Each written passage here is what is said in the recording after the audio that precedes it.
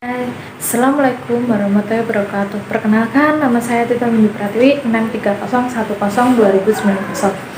Saya dari 3C Perbankan Syariah, yaitu saya di sini terakhir untuk memenuhi tugas saya, yaitu makul ekonomi mikro Islam.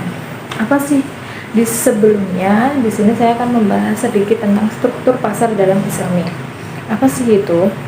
Pasar yang menciptakan tingkat harga yang adil. Adil dalam hal ini adalah tidak merugikan konsumen maupun produsen terkait dengan surplus produsen dan surplus konsumen.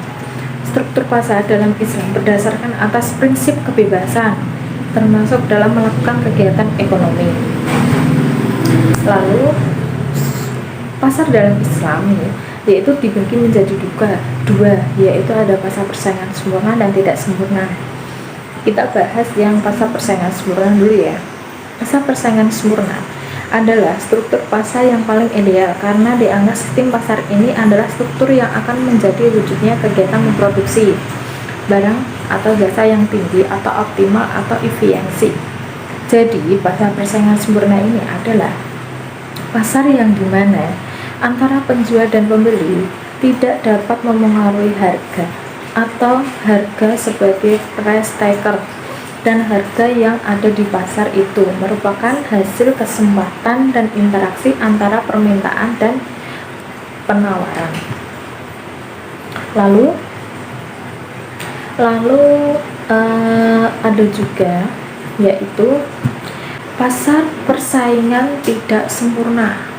Setelah kita tadi mengulas pasar persaingan sempurna, kita akan membahas pasar persaingan tidak sempurna, yaitu setelah pasar persaingan sempurna dibahas, selanjutnya akan dibahas kembalikan dari pasar persaingan sempurna, yaitu pasar persaingan tidak sempurna yaitu berlaku dalam suatu kelompok industri bila mana dalam pasar tersebut sedikit menjual dan mampu mengendalikan harga. Jadi, dalam masa persaingan tidak sempurna, pembeli hanya menurut saja harga yang ditetapkan produsen. Karena produsen mempunyai wewenang untuk mengendalikan harga atau price marker.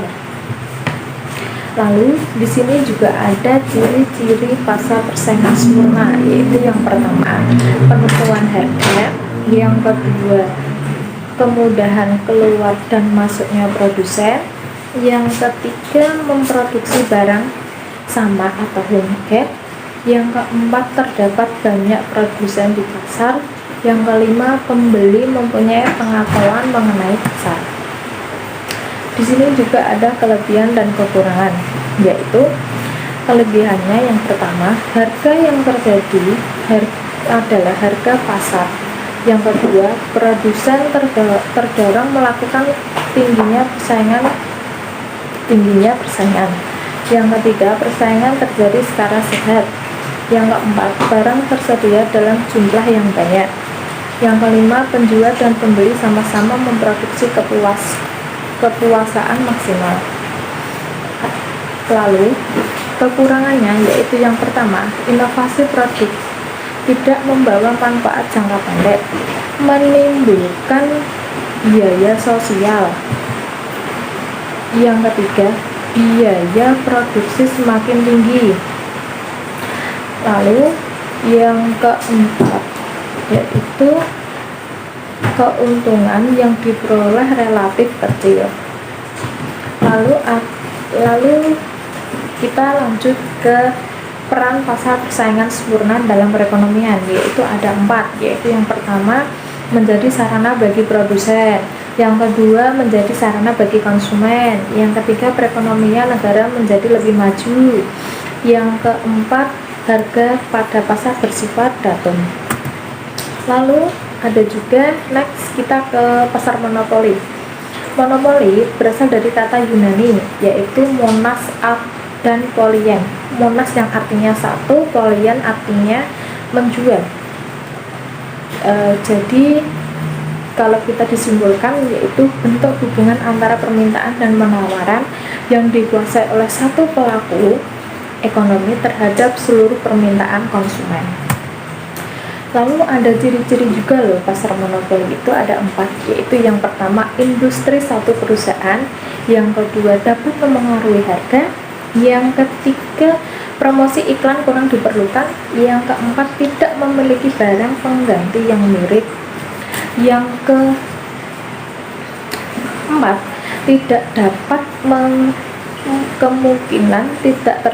kemungkinan untuk masuk ke dalam industri. Lalu monopoli itu juga ada pasarnya ya dalam perekonomian, yaitu yang pertama menghindari